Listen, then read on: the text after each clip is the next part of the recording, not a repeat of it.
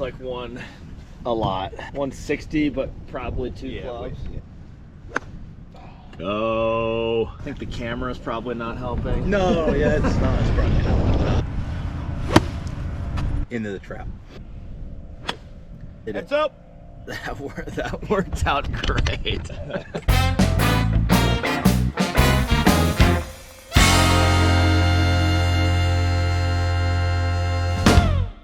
Did you always dream about getting into finance growing up? I did not. The real start of the background is, as you know, born and raised in New York City. Went off to Duke, where I had kind of always wanted to go. I studied history. I love history. I love reading history, studying history. So I double majored in history and economics, as I did have an interest in business. I didn't even know what finance was, right? My brother had gone to work for Lehman Brothers out of college, and he said, look, if you're interested in business, I think my dad said the same thing, going and working at an investment bank is a great education in business and finance. I went and started at Lehman Brothers on July 5th, 2001, which is a Thursday, and I remember that because the 4th was a Wednesday, and I thought to myself, boy, they couldn't have just given us Thursday and Friday off. But it was a good indication, what you're getting yourself into, right? We did a month of training, and then I was, in my seat just over a month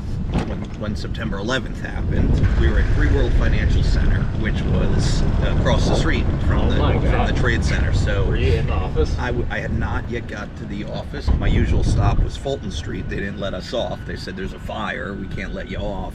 And they let us off instead down at the Wall Street stop, and I got off and the second plane had just crashed. That is insane. And yeah, it was an eerie silence like you can't believe, and almost like a ticker tape parade of paper that was burned, cascading Oh my down. God. I sort of give my background when I do a more detailed version like this because there's relevance. September 11th happens, Enron happened shortly thereafter.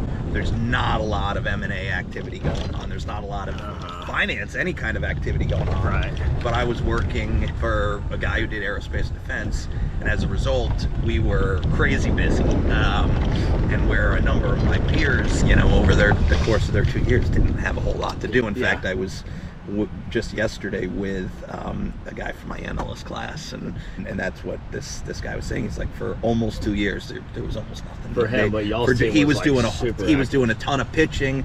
I was very fortunate that I was almost always working on live stuff, and then on top of that, Les never did pitch books. His pitch books were 2 or 3 pages, and it was all numbers. It was a good way to learn that kind of just that focus on the math and the numbers, and that's making sure it works. So while I was working at Lehman, a lot of the stuff I did was for sponsors, and that piqued my interest in private equity. So I went back to business school, hoping that could be a jumping off point to private equity. And fortunately, I developed a lot of relationships at Lehman. The merchant bank at Lehman Brothers was in the process of launching a fundraising on a new fund, and invited me to join and do an internship in the summer of my first year. So I did the internship, and actually I knew the team there as I worked on something with them when I was doing banking stuff.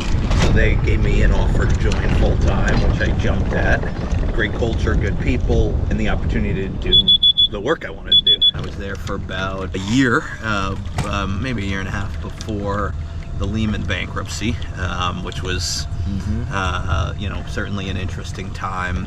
And then about 6 months after that, the Lehman Brothers merchant bank spun out and became Trilantic Capital Partners. Yeah. So, then spent the next 15, 16 years of my career. You were there for a while. Yeah, it was a long time. What kind of deals were you doing at Trilantic? We were doing, so most of the time I was there, I was focused on consumer, probably for a dozen of those years. Yeah. And at Trilantic, I was doing, control and minority deals and partnering with founders and entrepreneurs. So throughout my whole career there, all the deals I did were with founders and entrepreneurs, which I love doing.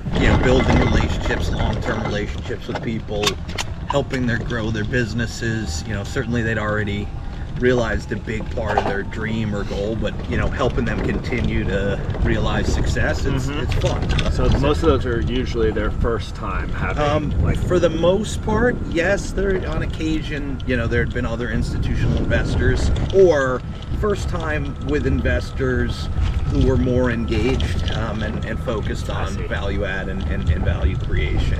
And so joined Orangewood about a year and a half ago. What was long career somewhere? Yeah, What was sort of the impetus for the move?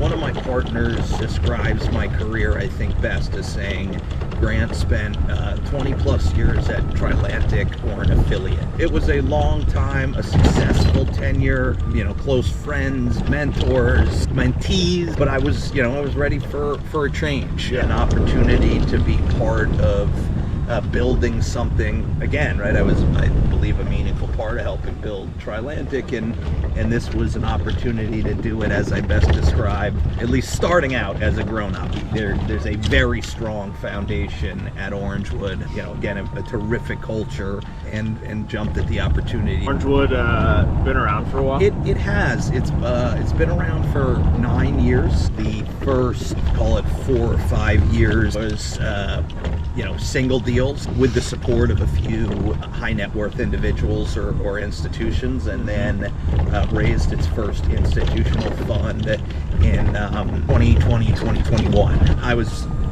joined to be part of the team that as the firm was scaling, looking to raise its next institutional fund, and my experience and background aligns well with the